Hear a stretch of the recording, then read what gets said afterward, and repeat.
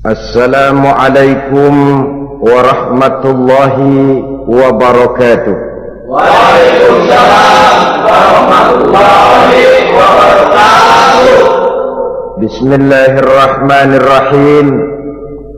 Alhamdulillahi rabbil alamin.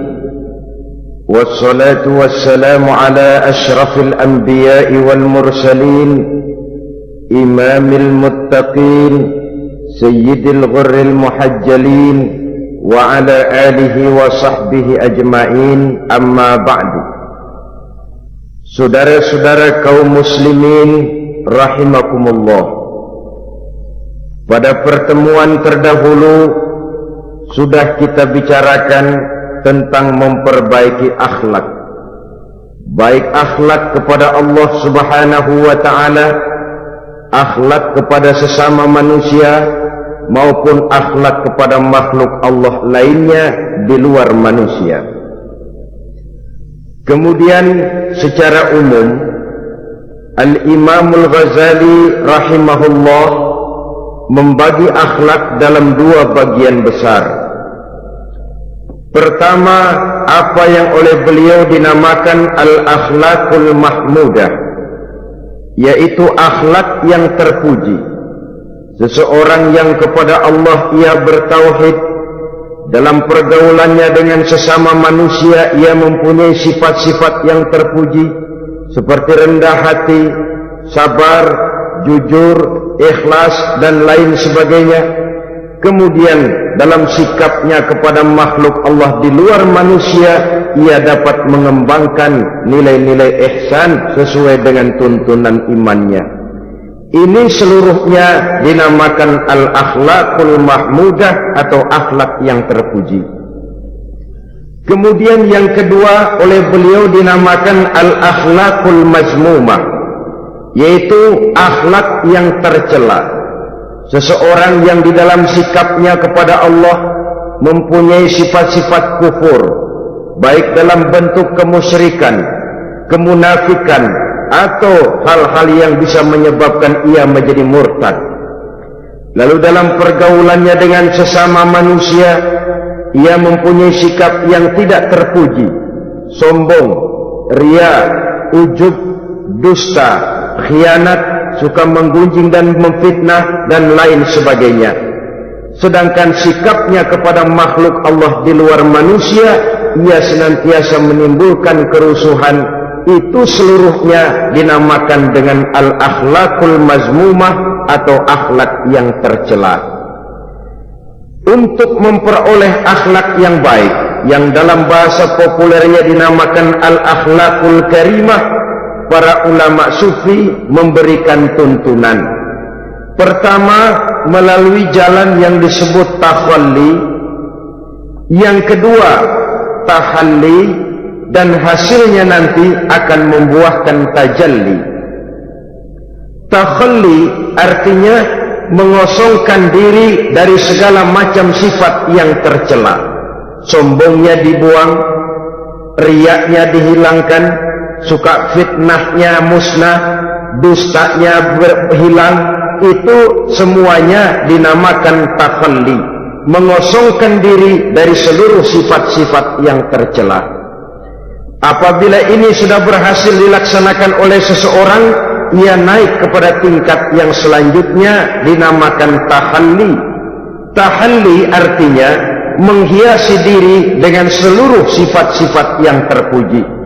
Bila sombongnya hilang, berganti dengan tawadhu. Bila dustanya hilang, berganti dengan jujur. Bila khianatnya hilang, dihiasi hatinya dengan amanah, dan begitu selanjutnya. Hasil daripada tahalli, menghiasi diri dengan segala sifat-sifat yang terpuji, akan mengantarkan orang untuk sampai kepada tajalli, bisa menyaksikan kebesaran Allah subhanahu wa ta'ala. Maka pada pertemuan kali ini kita akan mulai dengan yang pertama, takhalli, mengosongkan diri dari seluruh sifat-sifat yang tercela, menjauhkan diri dari semua akhlak-akhlak yang tidak baik.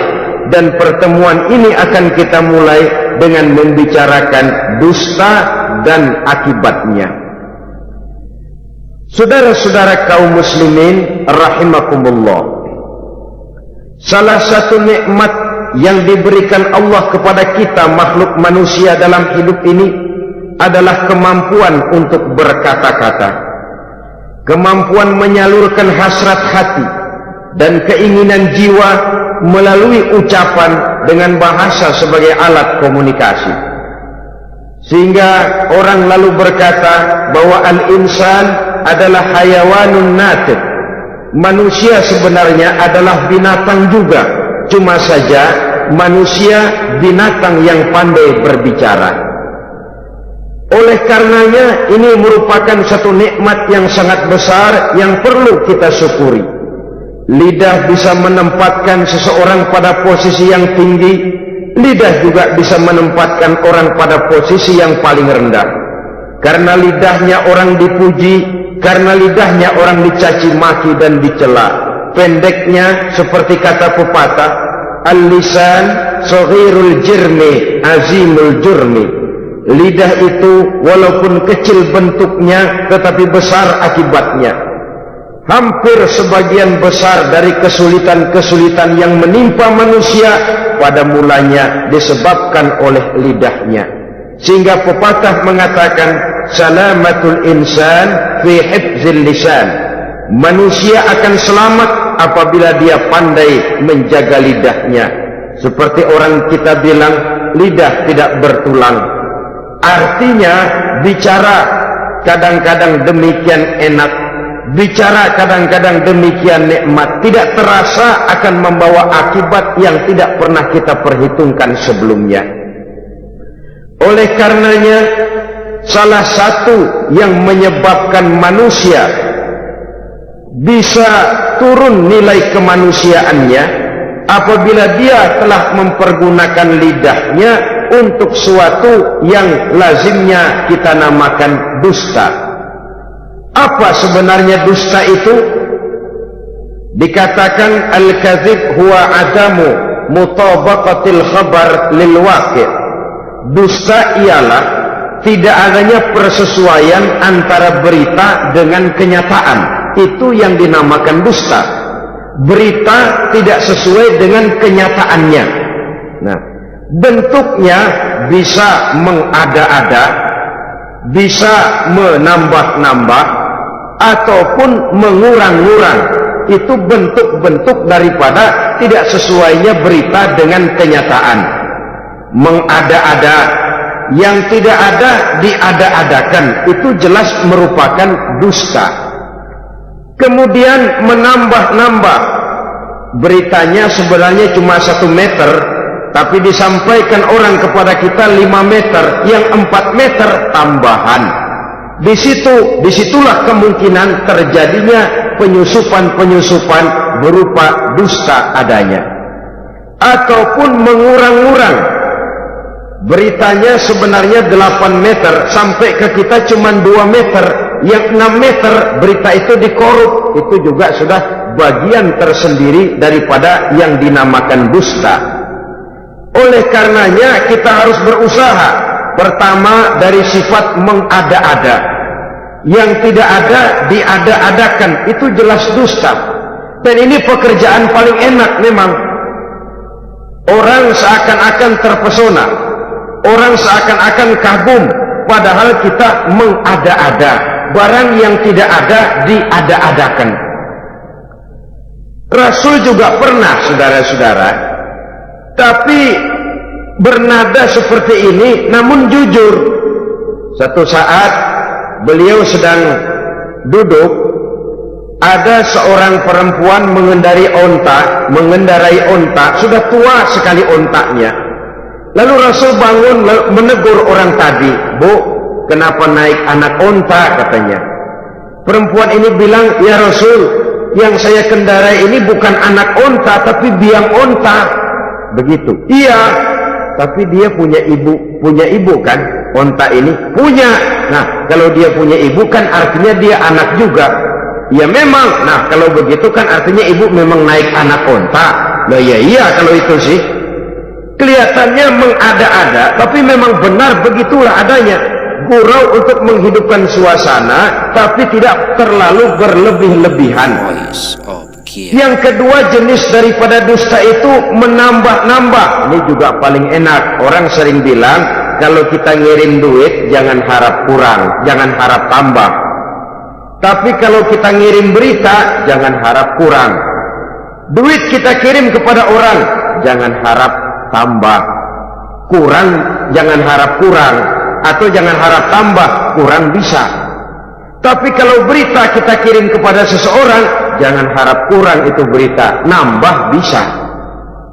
Atau kemudian mengurang-urang, ini juga termasuk jenis daripada dusta. Baik mengada-ada atau menambah-nambah, kemudian mengurang-urangi, seluruhnya merupakan pekerjaan yang paling enak. Kita anggap sesuatu yang biasa, padahal akibatnya nanti akan menjadi luar biasa. Saudara-saudara kaum muslimin rahimakumullah, apa bahaya dusta dalam kehidupan manusia? Pertama, bagi dirinya sendiri. Orang yang berdusta sebenarnya sudah membahayakan dirinya sendiri. Apa bahayanya? Pertama, ia akan dikucilkan dari pergaulan. Sekali dia berdusta, orang mungkin masih percaya. Dua kali dia berdusta, orang mungkin masih bisa mentolerir. Tiga kali dia berdusta, orang ngecap. Ini memang udah wataknya nih. Hobi dah kalau begini. Akhirnya dia dikucilkan dari pergaulan. Lain hari, walaupun dia serius bicara, orang nggak lagi nanggapin sebagaimana yang semestinya. Dikucilkan dari pergaulan. Akibat apa? Akibat dari dusta yang dilakukannya. Akan merugikan dirinya sendiri. Ada satu cerita, saudara. Seorang pengembala kambing sedang mengembalakan kambing di tanah lapang. Satu hari iseng dia sendirian. Ini orang kampung pengen tahu dibohongin. Teriak dia, tolong, ada serigala, ada serigala. Mendengar teriakan ini karuan, satu kampung orang nyaris keluar semua. Yang bawa pentungan, yang bawa golok, yang bawa pisau. Mana serigalanya, mana? Ini pengembala tadi nyengir, kagak ada. Gua bohongin lo. Sudah, pulanglah orang kampung ini. Sekali, besoknya begitu lagi. Keluar lagi orang kampung, ternyata juga tidak ada serigala. Pada hari yang ketiga, serigalanya benar-benar datang. Si pengembala tadi pucat, lalu teriak-teriak, tolong, ada serigala datang. Nah, orang kampung udah nandain. Dua kali kita dibohongin, ini paling dia bohong lagi. Satu pun tidak ada orang kampung yang keluar untuk menolong. Akhirnya kambingnya habis dimakan oleh serigala. Yang rugi dirinya sendiri. Satu kali dia bohong, orang percaya mungkin. Dua kali dia bohong, orang masih tolerir. Tiga kali dia bohong, orang nandain. Terkucil dari pergaulan akibat daripada perbuatan dusta. Oleh karenanya saya yakin tidak seorang pun di antara kita yang suka berteman dengan seorang pendusta. Karena apa? Seorang pendusta tidak akan segan-segan menjual temannya sendiri, mengkambing hitamkan temannya sendiri. Artinya juga merusak pergaulan di dalam kehidupan ini. Penyakit yang bahaya yang kedua bagi diri orang yang berdusta itu sendiri, sifat dusta menyuburkan watak munafik. Nabi bersabda, ayatul munafiki salasun. Tanda-tanda orang munafik itu ada 3. Tandanya, biasanya kalau tandanya ada, ya munafiknya insya Allah ada. Apa tanda orang munafik itu? Pertama, iza haddasa kadzdzaba. Apabila berbicara selalu bohong. Belum pernah kalau bicara enggak bohong. Bohong itu sudah jadi lalapnya. Artinya enggak sumbrah ngomong kalau enggak dicampuri bohong. Seperti kurang enak makan kalau tidak pakai lalap. ada saja bohong yang dibuat-buatnya. Ini ciri atau tanda daripada orang-orang munafik. Apabila berbicara selalu berdusta. Satu. Yang kedua, wa iza wa'ada akhlafa. Apabila berjanji dia selalu ingkar. Selalu ingkar tanpa uzur yang dibenarkan oleh syar'i, itu termasuk ciri daripada orang-orang munafik. Karena itu kita oleh agama diajarkan jangan memastikan sesuatu. Pernah Rasulullah ditegur oleh Allah Subhanahu wa ta'ala ketika datang orang bertanya, ya Rasul, Ashabul Kahfi itu sebenarnya berapa orang jumlahnya? Ada yang bilang 5 orang, 6 dengan anjingnya. Ada yang bilang 6 orang, 7 dengan anjingnya. Ada yang bilang 8 orang, 9 dengan anjingnya. Yang benar yang mana Rasul? Rasul menjawab, besok. Jawabannya besok. Kenapa Rasul berani mengatakan jawabannya besok? Sebab beliau ngandelin. Biasanya kalau ada pertanyaan dari umat, lalu turun wahyu sebagai jawaban atas pertanyaan tadi. Udah, besoknya dari pagi Rasul nunggu wahyu turun. Enggak turun. Besok nunggu lagi, enggak turun juga. Bingung. Sekali turun malah negur beliau, wala taqulanna li syai'in inni fa'ilu dzalika ghadan illa ayyasha Allah. Kalau belum apa-apa Muhammad jangan berani ngeduluin, besok. Semuanya hanya bisa terjadi dengan izin Allah, illa ayyasha Allah. Oleh sebab itu harus diawali dengan insya Allah. Insya Allah besok saya pasti datang. Insya Allahnya karena kita beriman kepada Allah, kepastian di tangan Allah. Pastinya karena kita memang berniat benar ingin datang. Kita kadang-kadang insya Allah ini jadi lalap sih. Asal dia bilang insya Allah udah tulen kagak mau dah. Besok ya, insya Allah enggak dah. Ini salah kaprahnya kita, saudara-saudara. Yang ketiga, ciri daripada orang munafik itu wa iza tumina khana. Apabila dipercaya ia selalu berkhianat. Tidak pandai menjaga amanah dalam kehidupan ini. Tidak boleh mendapat satu kepercayaan lalu dikhianatinya kepercayaan itu. Maka jangan lupa bahwa kita diberikan lidah, kita diharuskan memelihara lidah. Dengan apa? Menjaganya daripada sifat-sifat dusta. Apabila berjanji, kita berusaha menepati. Apabila dipercaya, kita berusaha menjaga amanah. Kenapa?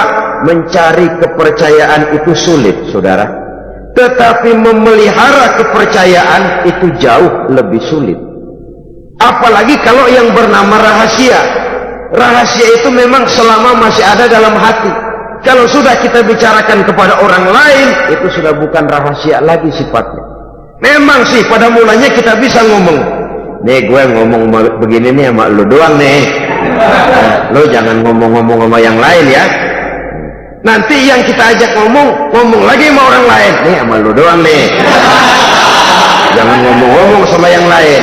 Akhirnya kan terus sampai walaupun setiap kali ngomong mesti cuman malu doang nih ya.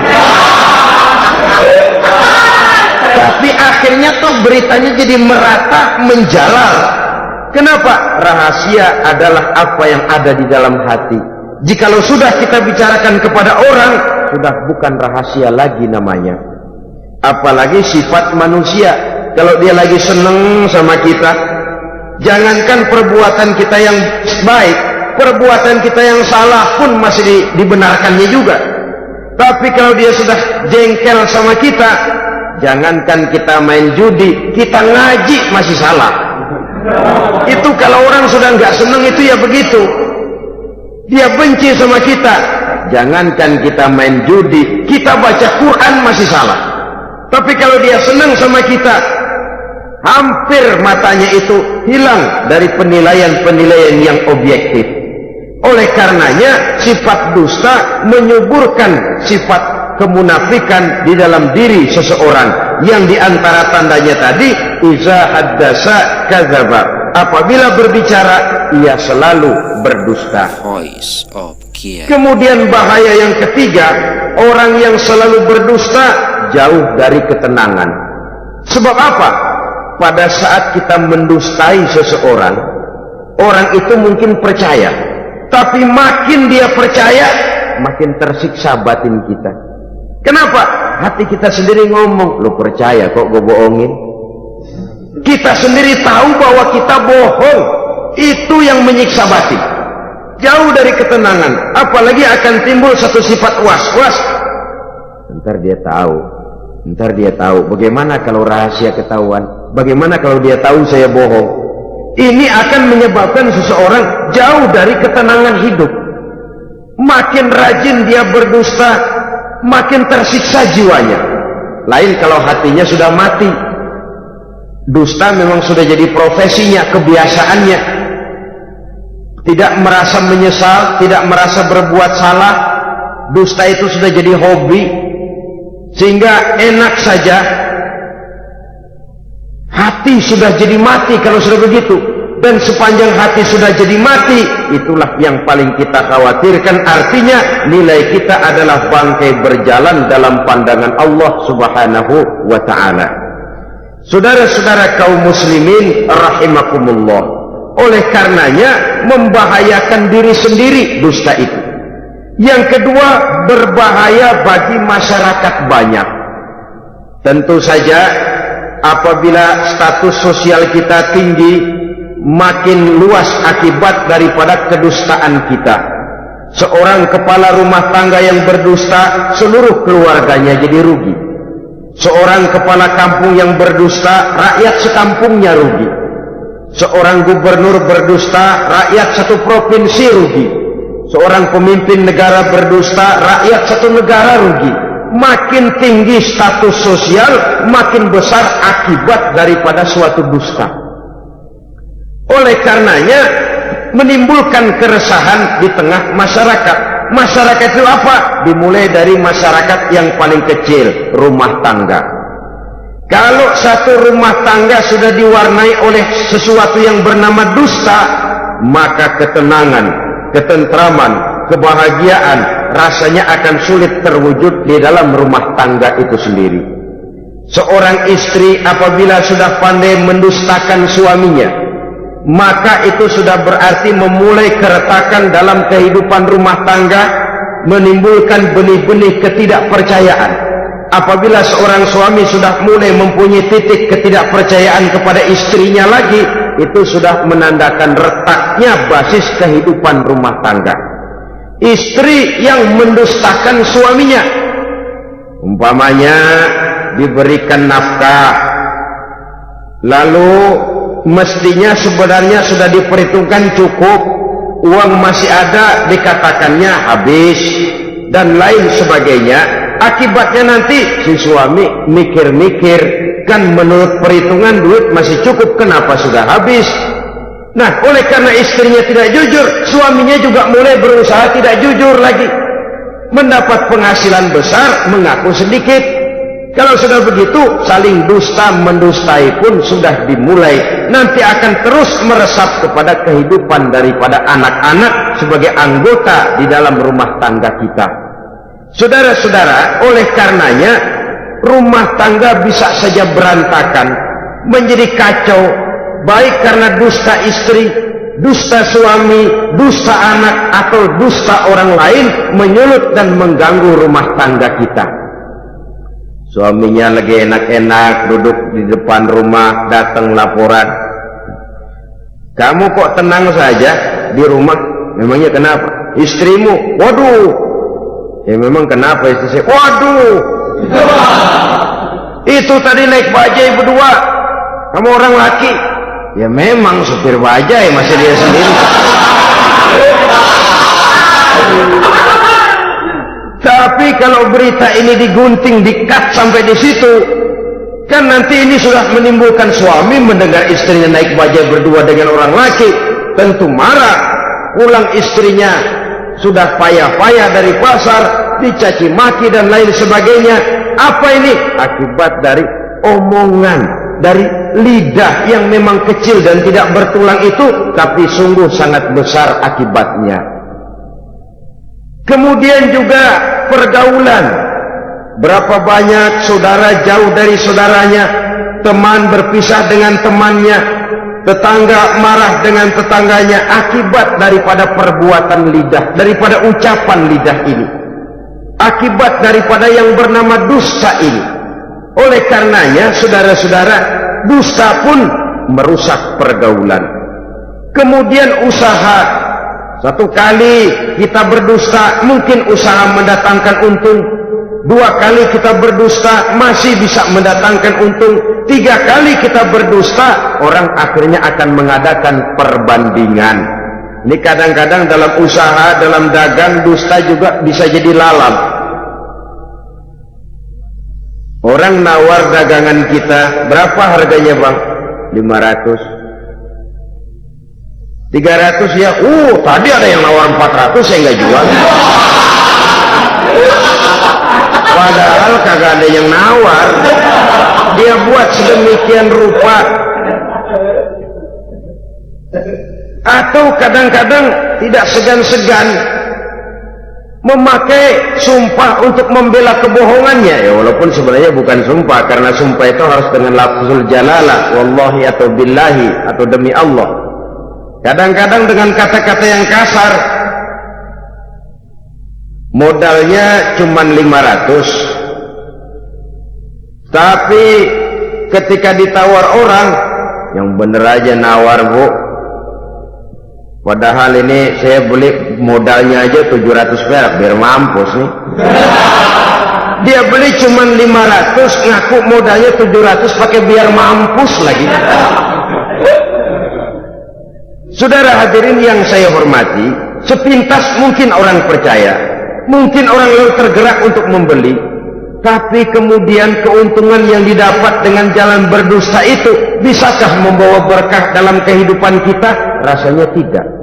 Dan kalau sudah tidak membawa berkah, maka itu keuntungan itu tidak lagi akan mendatangkan ketenangan di dalam kehidupan. Oleh karenanya menjaga lidah ini memang berat. Sehingga dalam satu hadis lain Nabi bersabda, al-jannatu mustaqatun ila arba'ati nafar. Surga rindu, surga kangen kepada 4 macam manusia. Ini model. Biasanya manusia yang kepengen benar masuk surga, ini malah surganya yang rindu, kangen benar, kepengen dimasuki oleh 4 macam manusia. Siapa mereka? Pertama, taliyil Quran. Orang yang gemar, hobi membaca Al-Quranul Karim. Orang yang gemar membaca Al-Quran dirindukan oleh surga. Apa membaca sekedar membaca? Ya, membaca Quran kan beribadah, dari sebab membaca itu mengerti atau tidak mengerti artinya. Tapi jangan lupa, membaca adalah alat agar kita mengerti. Mengerti adalah sarana agar kita bisa mengamalkan dengan baik. Itu maksudnya. Baca Al-Quran agar kamu mengerti isinya. Kalau sudah kamu mengerti isinya, kamu bisa mengamalkannya dengan baik. Jadi sungguh pun yang dimaksud di sini adalah orang yang gemar membaca Al-Quran, tapi prosesnya setelah membaca orang mengerti. Sebab orang hanya bisa mengerti kalau dia sudah membaca. Kemudian apabila mengerti, dia terdorong untuk mengamalkan. Tahlil Quran bukan hanya orang yang sekedar gemar membaca Al-Quran, tapi juga yang membawa gaya hidup yang Qurani. Saudara-saudara kaum muslimin rahimakumullah, tahlil Quran, orang yang gemar membaca Al-Quran dirindukan oleh surga. Yang kedua, wa mut'imil ji'an, orang yang memberi makan orang yang kelaparan. Nabi memberikan anjuran sangat, siapa yang ingin dekat dengan aku di hari akhirat nanti, bersahabatlah ia dengan yatim, dengan piatu, dengan janda-janda tua yang miskin, perlu uluran tangan, mereka yang hidup di bawah garis kemiskinan. Bila diberikan kelebihan rizki oleh Allah, bersahabatlah dengan orang yang tidak mampu. Mut'imil ji'an, orang yang memberi makan orang kelaparan dirindukan oleh surga.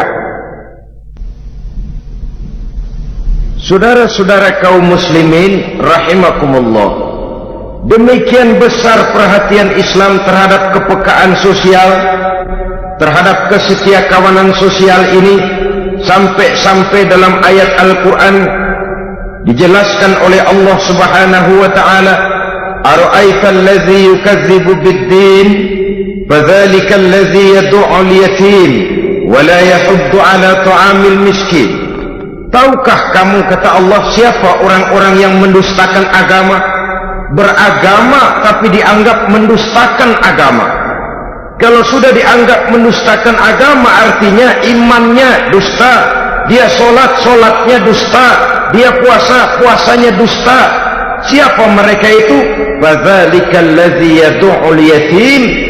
Mereka orang-orang yang meninggalkan, menyia-nyiakan anak-anak yatim, wala yahuddu ala ta'amil miskin, dan tidak memerintahkan untuk memberi makan kepada orang-orang miskin. Kepada yatim kejam, sadis, tidak punya kemanusiaan sama sekali. Maka mungkin kita yang rajin sholat, mungkin kita yang sudah 4-5 kali berhaji bisa saja terhalang masuk surga, karena di sebelah rumah kita ada anak yatim piatu merintih kelaparan, menggigil kedinginan. Kita tahu kita mampu dan kita diam saja, tidak mau memberikan pertolongan. Itu yang mungkin bisa menghalangi kita untuk sampai ke surga. Oleh karenanya, salah satu jenis manusia yang dirindukan oleh surga, mut'imil ji'an, orang yang memberi makan orang yang kelaparan. Yang ketiga, orang yang dirindukan oleh surga, wasa'imina fi Ramadan, orang yang melaksanakan ibadah puasa di bulan suci Ramadan. Dan yang keempat, ini yang ada kaitannya dengan masalah kita, wahafizil lisan. Salah satu manusia yang dirindukan oleh surga ialah orang yang pandai menjaga lidahnya. Artinya dia bisa menempatkan diri, kapan waktunya bicara, kapan waktunya diam. Orang bilang memang kalau bicara itu perak, diam itu emas. Maksudnya diam lebih berharga daripada bicara. Tapi orang memang harus pandai menempatkan diri. Artinya tahu kapan waktunya bicara, kapan mestinya diam. Kalau waktu diam dia bicara, namanya dia tidak tahu diri. Kalau harus bicara dia diam, dia namanya juga tidak mau menyampaikan sesuatu yang seharusnya dia sampaikan. Sama saja ada orang bilang sedikit bicara banyak bekerja. Sebenarnya harus seimbang, banyak bicara harus banyak bekerja. Biasanya kalau sedikit bicara banyak bekerja itu dua kemungkinan. Kalau nggak main catur, maling. Yang namanya maling bicaranya sedikit. Maling buka jendela lalu berbisik sama temannya, sudah tidur. Ngomongnya segitu, selebihnya dia kerja serapi-rapinya. Sebaliknya, banyak bicara, sedikit kerja, bahkan nggak pernah kerja, orang gila. Coba saja lihat orang gila, ngomong melulu, kerjaannya nggak ada. Jadi oleh karena itu memang harus seimbang. Pendeknya kita harus tahu kapan mesti bicara, kapan mesti diam. Kalau menghadapi kebatilan kita diam, kata Nabi, as-sakitu 'alal batil syaitanun akhras. Orang yang diam menghadapi kebatilan, setan gagu. Masya Allah, saudara-saudara. Ada munkarat, ada maksiat, ada kebatilan, ada kezaliman. Dia diam, tidak mau menyampaikan yang benar, itu setan gagu. Sehingga dikatakan qulil haqqa walau kana murran, sampaikan, katakan yang benar walaupun pahit. Dan memang menyampaikan kebenaran bukan main pahitnya, bukan main getirnya, banyak resikonya. Tapi ini sesuatu yang harus kita sampaikan. Sebab kata Nabi tadi, orang yang diam menghadapi satu kebatilan sama saja dengan setan gagu. Orang yang pandai menjaga lidahnya dirindukan oleh surga. Dan ini walaupun kelihatannya pekerjaan ringan, kecil, berat, saudara-saudara. Bahkan diceritakan Nabi Ibrahim itu pernah nangis di hadapan Allah Subhanahu wa ta'ala. Ketika ditegur, ditanya, kenapa kamu menangis Ibrahim? Saya ini seumur hidup pernah 3 kali berdusta ya Allah. Bagaimana saya tidak bingung mempertanggungjawabkan ini di hadapanmu? Nabi Ibrahim seumur hidup 3 kali bohong, bingung, nangis. Kita sehari 16 kali bohong, nyengir aja. Nggak ada bingungnya, emang hobi. Kalau nggak bohong, puyeng palanya. Tiap hari selalu mencari sasaran, siapa lagi gue bohongin nih. Saudara-saudara kaum muslimin rahimakumullah, kelihatannya pekerjaan ini kecil, ringan, tapi sungguh berat.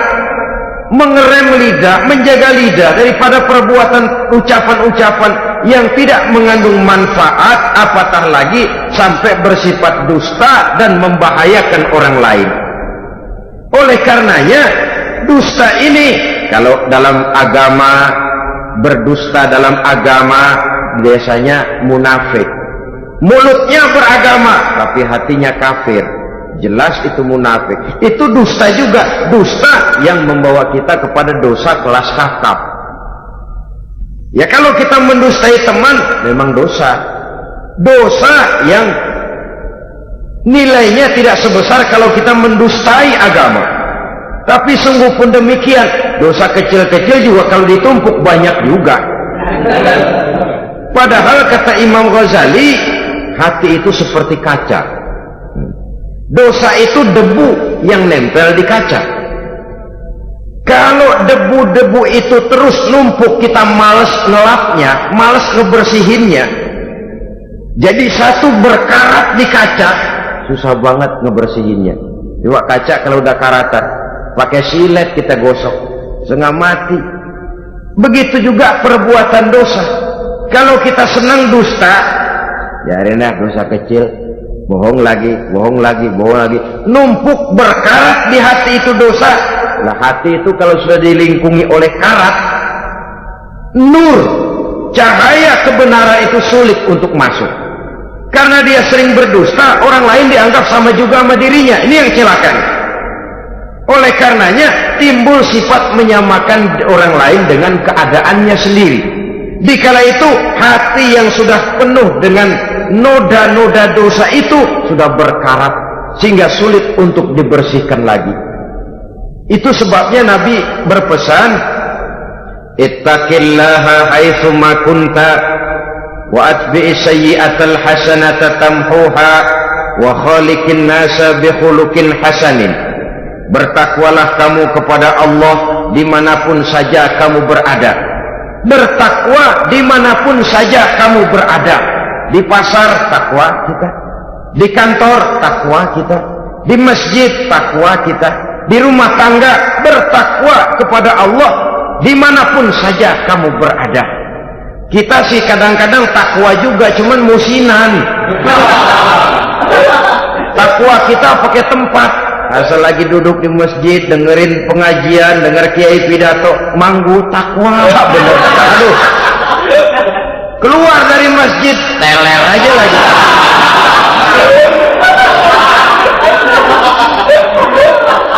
Takwa juga kita cuma pakai tempat.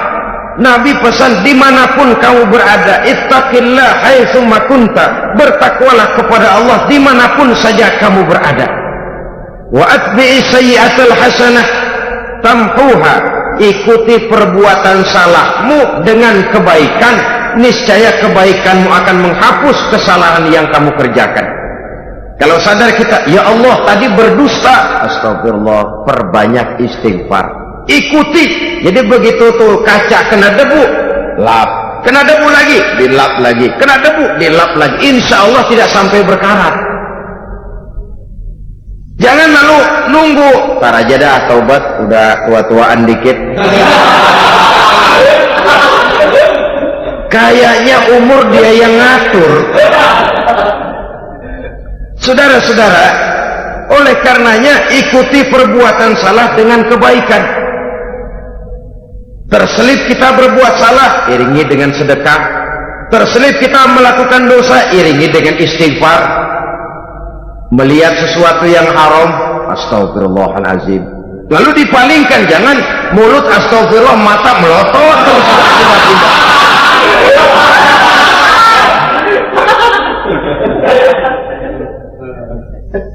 Wa khaliqin nasa bi khuluqin hasanin, dan bergaulah dengan manusia mempergunakan akhlak yang baik. Ini pesan daripada Rasulullah sallallahu alaihi wasallam. Jadi oleh karenanya dusta dengan seluruh akibatnya ini bisa menimbulkan bahaya bagi diri sendiri, bagi rumah tangga, dalam pergaulan, dalam usaha, dalam masyarakat, bahkan pada akhirnya bagi kehidupan satu bangsa dan satu negara. Lidah yang kecil tapi besar akibatnya bisa menyengsarakan manusia atau menempatkan manusia dalam satu posisi yang tinggi. Kalau kita adakan satu perbandingan, Nabi Ibrahim seumur hidup 3 kali saja berdusta, nangis di hadapan Allah. Kita yang hampir tidak ada hari, ya kalau orang sekarang bilang tiada hari tanpa olahraga, rasanya kita kalau mau jujur bisa juga bilang tiada hari tanpa bohong. Pernahkah kita menangis menyesali dusta yang sudah kita lakukan? Berapa banyak orang yang sudah kita janjikan kita gantung dengan janji itu, padahal dia punya hajat yang demikian sangat bergantung kepada kita, tapi lidah ini enak saja, gampang dah, tar, sok, gampang dah itu mah, beres dah beres. Enggak ada yang enggak beres, semuanya kalau lidah kita beres, gampang, ntar, besok, enak, udah endah aja dah.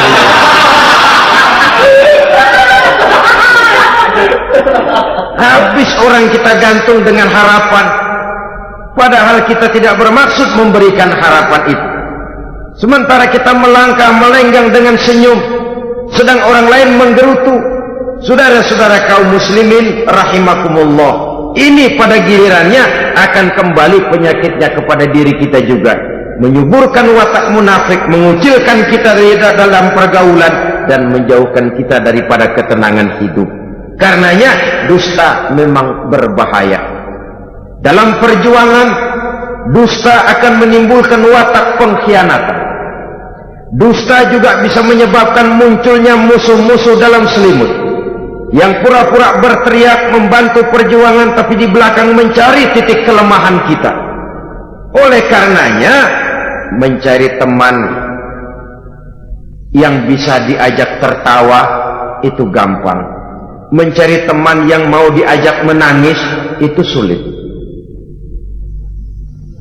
Mencari teman yang mau diajak nyanyi banyak, tapi mencari teman yang mau diajak berkeluh kesah itu yang langka.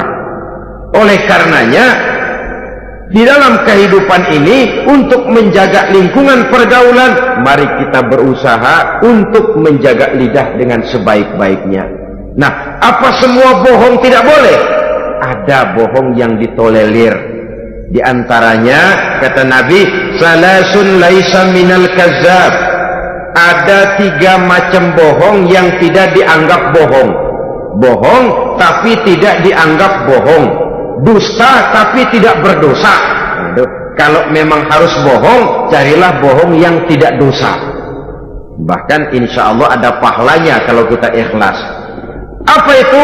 Pertama, hadisur rajulu limar'atihi au hadisul mar'atu li zaujiha.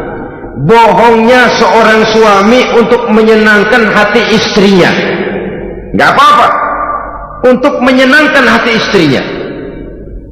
Misalnya suami pulang dari kantor perutnya lapar, begitu makan nyobain sayur asinnya luar negeri.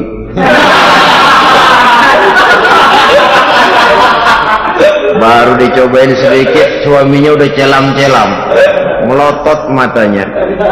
Istrinya negor, bang sayur keasinan ya? Enggak.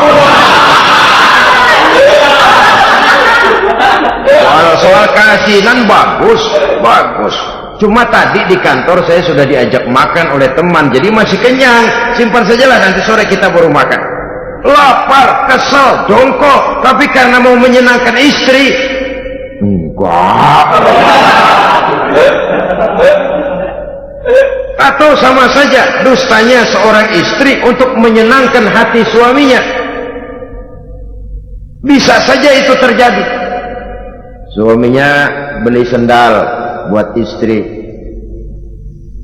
mahal, padahal murah kena mahal, warnanya nggak enak dilihat, potongannya norak. Suami istri tahu kalau itu sendal murah. Suaminya tanya, bagaimana bu sendal yang saya beliin? Waduh, cakep bener bang, luar biasa. Tangga kita mana ada yang pakai sendal begitu. Memang kagak ada, jelek.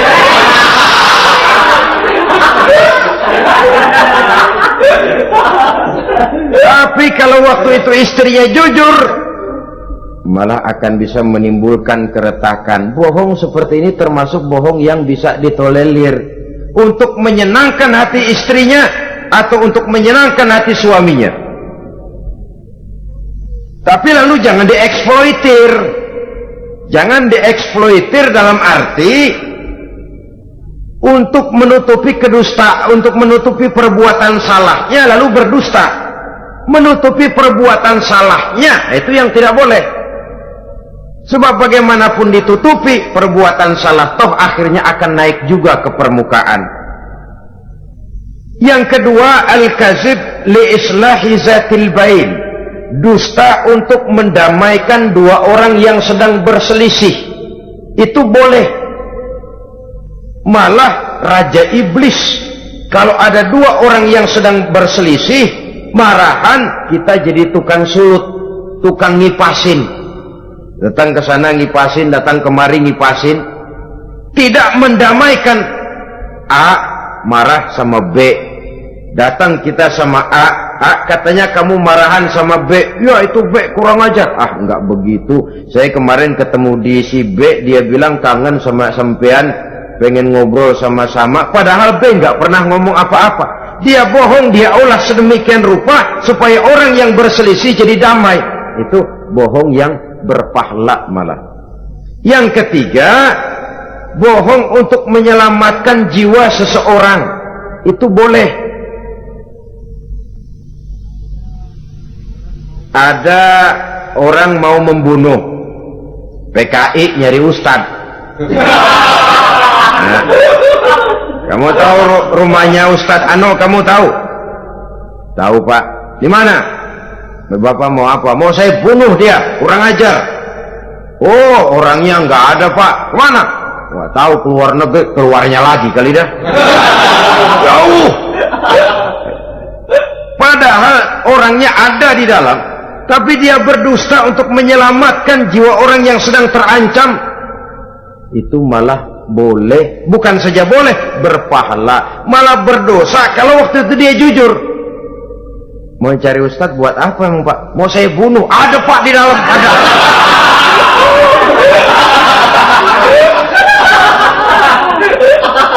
Sentimen, kalau perlu saya bantuin pak, ada.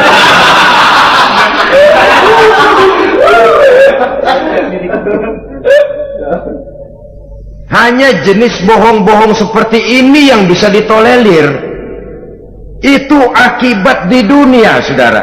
Kita sudah bisa terkucil dari pergaulan, retak rumah tangga, usaha mengalami kebuntuan, masyarakat mengalami keresahan akibat dusta. Di akhirat nanti, na'udzubillah, summa na'udzubillah.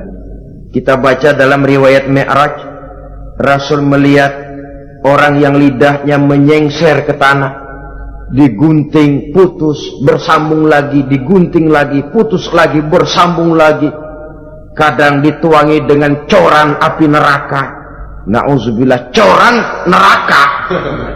Kita nginjak puntung aja lompat. Ini mulutnya dituangi dengan coran dari neraka. Innalillahi wa inna ilaihi raji'un. Ya, tapi kalau dituangi coran begitu dari neraka kan terus mati sekaligus. Ya, kalau terus mati lumayan. Neraka itu kata Quran, kullama nadijat juluduhum baddalnahum juludan ghairaha liyazuqul azab. Tiap kali hancur kulitnya, kami buatkan kulit yang baru. Diazab lagi, hancur lagi, dibuatkan lagi. Untuk apa begitu? Liyazuqul azab, biar dia rasain. Kalau sekali kemplang mati mah enak. Pokoknya diazab di neraka, digejrot, mati, selesai. Lumayan. Ini nggak ada matinya. Penyet, bangun lagi, kemplang lagi, persis film cemen.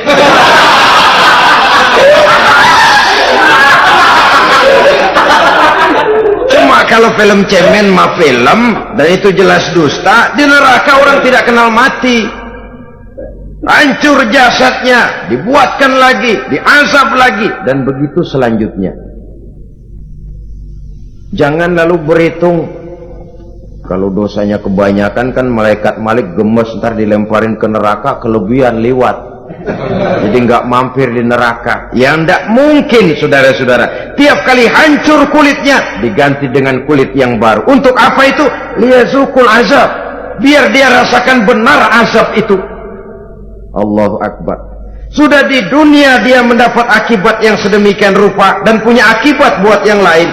Di akhirat nanti dia akan menanggung azab. Apalagi kalau dustanya sampai membuka aib saudaranya sendiri. Dusta untuk menelanjangi orang lain. Logikanya saja, kalau ada teman kita atau aurat kita terbuka, kita harus menutup. Muslim dengan muslim seperti satu badan. Bila yang satu sakit, yang lain ikut merasa sakit. Bila yang satu tercela, yang lain ikut merasa tercela. Dikala itu kita harus justru menutupi aib orang lain. Malahan Nabi mengatakan, siapa yang menutupi aib saudaranya di dunia ini, saudaranya muslim, Allah akan menutupi aibnya di akhirat nanti. Kita kadang-kadang bukan nutupin sih, malah ngorek-ngorek. Kadang-kadang nggak tahu aja belaga tahu. Ya anak gue denger anak, banyakan dia ngipasinnya. Saudara-saudara kaum muslimin rahimakumullah. Begitu lidah yang suka berdusta digunting dari gunting api neraka, terpotong dibulatkan lagi, terpotong dibuatkan lagi, tidak henti-hentinya sampai kepada hari akhirat nanti. Karena itu berlindung kita kepada Allah. Jangan sampai diberikan lidah yang gemar berdusta, tapi lidah yang gemar mengatakan yang benar walaupun terasa pahit.